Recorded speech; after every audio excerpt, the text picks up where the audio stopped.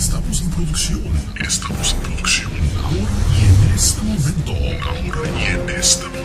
5, 4, 3, 2, 1. Ahora prepárate porque vas a experimentar una de las energías que nunca en tu vida has sentido antes.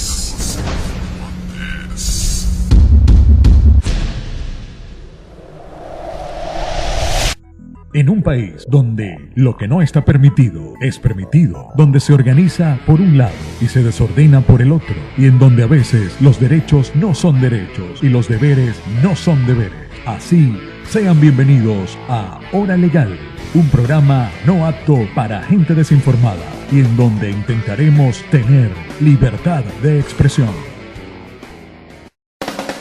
Hora Legal con Marian Rico. Entrevista. A esta hora de la tarde voy a conversar con la doctora Blanca Rosa Mármol de León, magistrada emérita del Tribunal Supremo de Justicia, y luego del paso que ha dado la Asamblea Nacional en aprobar la continuación del antejuicio de mérito en contra del presidente de la República, he querido conversar con la doctora Mármol para que nos cuente, constitucionalmente o procesalmente hablando, ¿qué pasos siguen después de la aprobación que ha dado la Asamblea Nacional? Buenas tardes, doctor, y gracias por conversar con nosotros para Hora Legal en Radio Fe y Alegría. Buenas tardes, gusto en saludarte a quienes nos escuchan. Sí, el paso siguiente, de acuerdo con el 380 del Código Orgánico Procesal Penal, es que una vez autorizado el enjuiciamiento, la persona queda suspendida del cargo e inhabilitada para el ejercicio de funciones públicas mientras dure el proceso. Es decir, que el presidente debería separarse del cargo ahora y esperar el desarrollo del juicio con la respectiva sentencia, en libertad o privada de libertad según la decisión del Tribunal Supremo Legítimo, que como sabemos es el que está en el exilio. Ahora, se ha atacado un poco el principio de territorialidad. ¿Qué alegato se puede conversar ahora, por cuanto sabemos que esas decisiones o ese juicio no se va a llevar en territorio venezolano por la condición de los magistrados? Sí, ese alegato es un alegato del régimen y es el colmo del cinismo, porque alegan que no se cumple la territorialidad cuando justamente quienes impiden que estén aquí los magistrados son ellos, con la persecución que les hicieron por el solo hecho de ser designados legítimamente por la Asamblea Nacional, que es el único poder legítimo hoy por hoy en Venezuela. Entonces, ellos impiden que los magistrados estén aquí, los persiguieron, pusieron preso y torturaron al magistrado Ángel Serpa, que todavía se le sigue juicio aquí en Venezuela, y después alegan no pueden tener decisiones válidas porque no se cumple la territorialidad. O sea, si hay una descripción para el cinismo, yo creo que es esta. Pero, ¿cómo explicar que sí pueden ser legales esas decisiones de un Tribunal Supremo de Justicia que no está jurisprudenciando en Venezuela? Sí, son justas y son legítimas porque, en primer lugar, ese es el Tribunal Supremo que fue designado por la Asamblea. En segundo lugar, ellos se constituyeron en sala plena en el exterior porque no les quedó otro remedio, toda vez que el régimen los persigue para juzgarlos, detenerlos y torturarlos. Ellos son la mejor demostración de lo que aquí se vive, porque tienen que estar en el exilio como también lo está la fiscal legítima. Ese es el retrato de un régimen. Además, los magistrados que están aquí, sedicentes magistrados del Tribunal Supremo de Justicia, muchos de ellos renunciaron ante su constituyente. ¿Aló? La oigo. ¿Me oye? Renunciaron ante su constituyente originaria y en virtud de eso quedaron constituidos estos magistrados en sala plena. Esas decisiones son absolutamente válidas y no podemos decir lo mismo de las de aquí, de las del tribunal de aquí, en la esquina de Dos Pilitas, que pretende presentarse como tal, toda vez que sabemos que muchos de esos magistrados no llenan los requisitos para el ejercicio del cargo, sin que vayamos a entrar en detalle en este momento. De manera que son absolutamente legítimas esas decisiones tomadas por ese tribunal y ya sabemos por qué ese tribunal está fuera. Ahora, como usted bien decía, el 380 del Código Orgánico Procesal Penal nos indica que de acuerdo a la aprobación el día de ayer de la Asamblea Nacional para continuar con este antejuicio de mérito, el presidente de la República, de acuerdo al Código Orgánico Procesal Penal, queda suspendido del cargo mientras esté este proceso. En cuanto a la decisión del TSJ en el exilio, teníamos que ellos decretaron una medida cautelar de privación judicial preventiva de libertad en la persona del presidente de la República. Se ordenó notificar a Interpol para que incluya al presidente en alerta roja. ¿Esto se va a cumplir o todavía hay que esperar la continuación del juicio? Sí, bueno, la medida de cautelar la determina el tribunal que tiene la causa. Ellos decidieron, como tú acabas de referir, el alerta roja. ¿Por qué? Porque son delitos transnacionales y ellos citan la Convención de Palermo, que se refiere a ellos, y eso es lo que haría procedente esa medida, que de esta manera estaría sujeta a las consideraciones de Interpol al respecto en cuanto a la procedencia. De todas maneras, aquí debería estarse desprendiendo del ejercicio de la presidencia en virtud de esa medida el presidente y debería encargarse el vicepresidente mientras se desarrolle el juicio. Ahora, ¿cuánto tiempo habría que esperar? ¿Es inmediato a la decisión o hay que notificarle que de acuerdo a la aprobación de la Asamblea Nacional y por orden del Tribunal Supremo de Justicia queda suspendido del cargo o inmediatamente él debe separarse? Yo pienso que lo procedente es la notificación de la decisión, aunque es un hecho público y notorio, ¿sí? Todos lo vimos, todos lo sabemos, pero de todas maneras debería hacerse la notificación formal y una vez en conocimiento de que está autorizado su juiciamiento, ese sería el próximo paso. Nosotros hemos visto en América Latina casos semejantes, vimos como el presidente PPK se desprendió del cargo en virtud del enjuiciamiento que se le hiciera. Hemos visto otros casos que han ido más allá, donde los presidentes inclusive han sido presos, siendo de señalar que Venezuela es el único país hasta ahora en Latinoamérica donde todos estos delitos que están relacionados con el caso de Brecht no se han investigado y no se ha llevado a juicio por ello. Ahora, en cuanto a las funciones del Tribunal Supremo de Justicia y este antejuicio de mérito, procesalmente hablando, ¿cuánto tiempo puede tardar este antejuicio? El antejuicio ya sucedió. Ese fue el que hicieron cuando culminaron con la decisión de que había méritos para el enjuiciamiento. Ahora lo que se autorizó ahora es el juicio. Okay. Ahora viene un juicio penal que se rige por el Código Orgánico Procesal Penal. Eso tiene unos días fijados para la celebración de la audiencia, pero hay una parte allí que no podemos definir con exactitud, que es la de las pruebas, porque va a depender entonces de las pruebas que se presenten y el desarrollo de las mismas, cuánto tiempo se pueda llevar en desarrollarse. Ok, nosotros teníamos en diatriba muchísimos, inclusive usted junto con el doctor José Vicente Aro, si la Asamblea Nacional iba o no a cumplir con la función de sesionar para esta aprobación o no del antejuicio de mérito. Lo hicieron ayer, digamos que cumplieron con su deber constitucional, acataron pues lo que esperaba el país y aprobaron esta decisión del Tribunal Supremo de Justicia para continuar con este juicio. Ahora la pregunta es, ¿acatarán los órganos de Venezuela lo que prosiga en cuanto a lo que es la detención del presidente de la República, la separación de su cargo, de acuerdo a su percepción del funcionamiento de la institucionalidad en Venezuela? ¿Qué piensa usted que pueda ocurrir? ¿Dónde se va a trancar el juego? Porque sabemos que va a llegar algún momento en que este juego se va a trancar. La institucionalidad en Venezuela no existe. Este es un país desinstitucionalizado. Aquí no hay independencia de los poderes públicos y mucho menos autonomía del Poder Judicial. Sin embargo, la Asamblea, como único poder legítimo que tenemos aquí en el país, como te dije antes, ha hecho una demostración de su autonomía y ha actuado, como tú lo acabas de decir, conforme a la Constitución, honrando su responsabilidad. Corresponde ahora, entre otras cosas, sería pertinente mencionar a las Fuerzas Armadas como guardianes de la Constitución y la ley, hacer que eso se cumpliera. Pero nosotros sabemos que las Fuerzas Armadas en Venezuela son el gobierno. Ellas no es que apoyan al gobierno, sino que ellas son el gobierno en una parte importante, digamos, en la parte de la gradación más alta.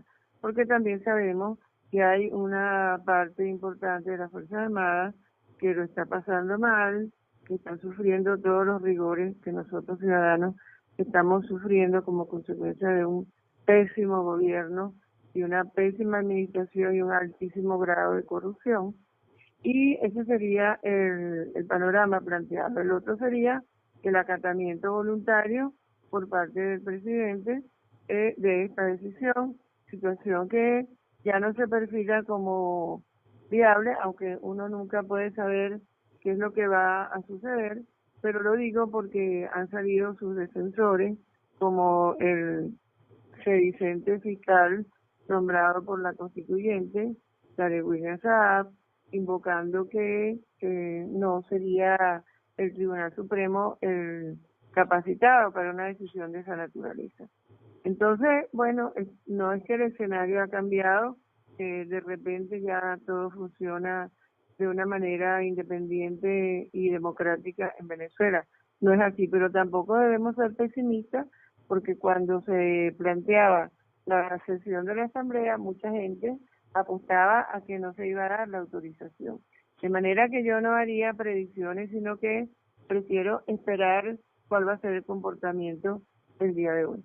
Ahora, precisamente, no siendo pesimistas, pero también observando todo lo que nos brindan los portales web, nosotros pudimos conocer que usted junto con el doctor José Vicente Ara había introducido una solicitud a la Asamblea Nacional, de manera que, para ayudar pues más a hacer presión de que cumpliesen con sus funciones el día de ayer. ¿Por qué entonces había duda por parte, digamos, del bloque constitucional de que ellos cumplieran o no y no esperaron hasta, por ejemplo, el día de hoy para decidir qué proceder si ellos cumplían o no con sus funciones?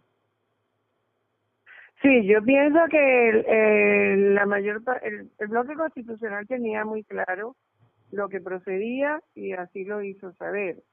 Pienso que vamos a decir, los augurios venían de diferentes sectores de la parte ciudadana y vamos a decir del sector de los abogados del país. Nosotros fuimos a darle más bien un apoyo, el doctor Aro y yo, un apoyo constitucional y legal a la decisión que pudieran tomar en la Asamblea, presentándoles los argumentos legales que le daban la validez a una autorización que ellos pudieran hacer, basándose muy especialmente en la mayoría simple, porque si hacemos memoria, recordarán que se discutía mucho si tenía que ser calificada o simple, y esto estaba complicando mucho el panorama. Entonces yo creo que realmente si algún valor tuvo lo que nosotros pudiéramos haber aportado allí, fue el dar un sustento legal a la decisión que posteriormente tomara la Asamblea. Ahora, estamos frente a unas elecciones que pues todavía estamos en zozobra de si se van a realizar o no se van a realizar. Se había dicho que era el 22 de abril, ya próximo este domingo, posteriormente se cambió al 20 de mayo, hace pocos días, el día que se celebraba la cumbre, se dijo también de que ya no iban a haber elecciones el 20 de mayo, pero ante esta decisión del TSJ por el caso del presidente de la República, que es nuevamente candidato presidencial, esto también forma parte de las funciones en las cuales él ya no debe participar. Deben detenerse todo este proceso electoral también, donde el candidato presidencial y presidente actual está optando nuevamente a este cargo. Absolutamente cierto, tú tienes toda la razón. El planteamiento de la autorización del enjuiciamiento del presidente, así como establece que queda suspendido en el ejercicio de sus funciones, también lo inhabilita para ejercer cualquier tipo de función pública mientras dure el proceso. Resulta evidente que si no puede ejercer como presidente, mucho menos puede ser candidato presidencial para otro periodo. En mi opinión, él queda fuera de estas elecciones como candidato porque tiene un impedimento legal y constitucional clarísimo. Ahora, Suponiendo pues que no cese sus funciones. Posterior a esto, luego de un rescate de la institucionalidad junto con el presidente de la República y hablando de que todo funcionario público tiene sanciones civiles, penales y administrativas, adicional al presidente de la República, ¿quiénes más se verían inmersos en estos de no instarlo a cumplir y a enfrentar este proceso? ¿Quiénes más acarrearían esas consecuencias? No entendí bien tu pregunta. ¿A quiénes más? Sí, ¿a quiénes más? En el caso de que pues el ¿Qué presidente... qué otra persona respondería? Es lo que me pregunto. Sí.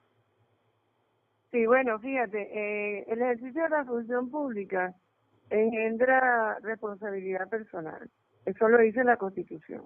De manera que el que ejerza hoy el cargo de fiscal o sedicente fiscal o contralor o magistrado y esté en esas posiciones y no cumpla con su deber, tendrá que responder posteriormente cuando se restablezca la legalidad por todas sus actuaciones. Es decir, tiene que responder el contralor, el fiscal, el defensor, todos los que hayan tenido que tener alguna actuación y no hayan cumplido con eso. ¿Cuáles son las próximas acciones del bloque constitucional ante el rescate de la institucionalidad en Venezuela y todos los procesos de legalidad?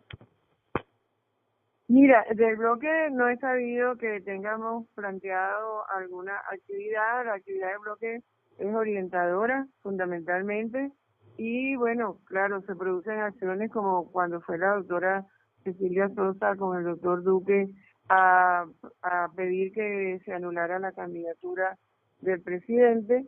Sabemos que el presidente no llenaba las condiciones de elegibilidad para hacerlo cuando fue elegido presuntamente con este CNE, que sabemos que es la Oficina Electoral del Régimen, y tampoco llena las condiciones ahora, pero a eso se suma, por si fuera poco, lo que acabamos de hablar tú y yo en cuanto a la inhabilitación para el ejercicio de funciones públicas.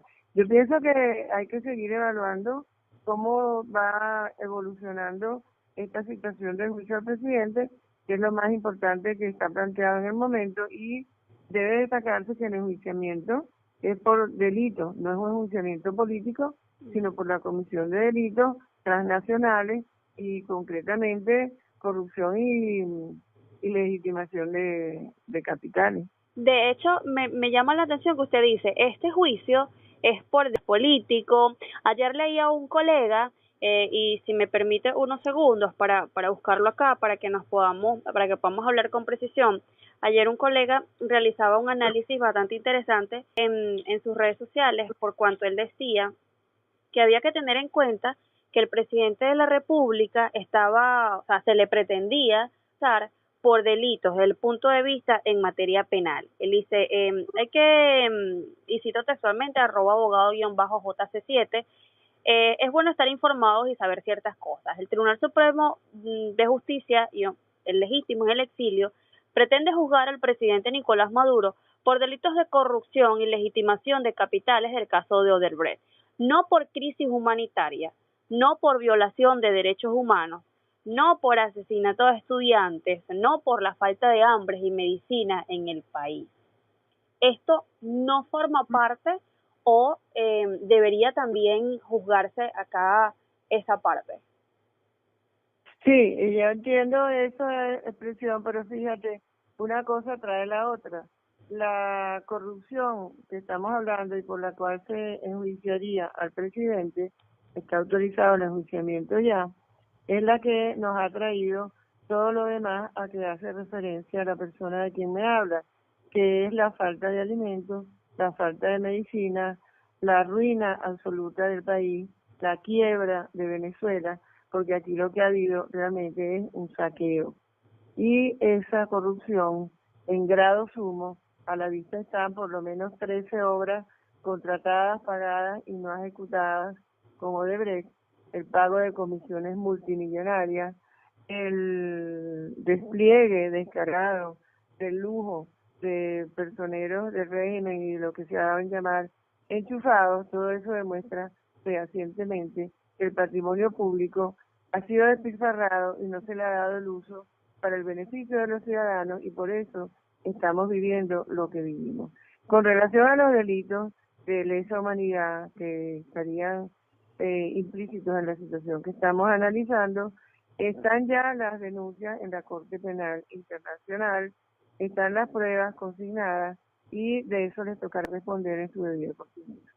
¿Cree usted que en algún momento Venezuela podrá contar con apoyo internacional de ser necesario?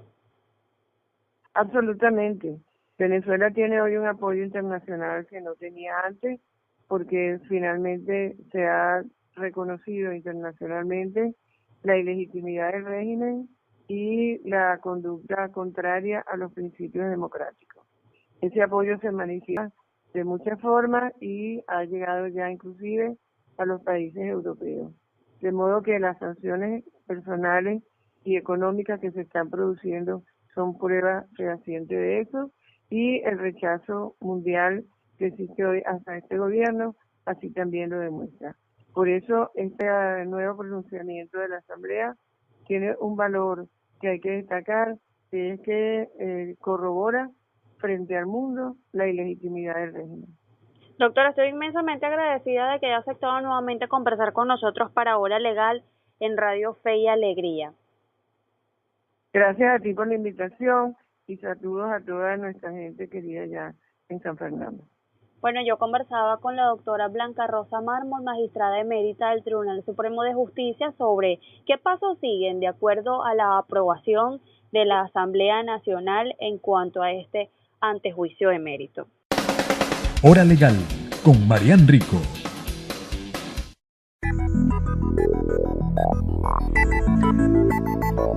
Nos vamos e intentamos dejar todo en orden. Informaciones, el caso de la semana, todo en orden en la Administración de Justicia o en donde también lo que no es legal hoy será legal mañana. Hasta una próxima edición.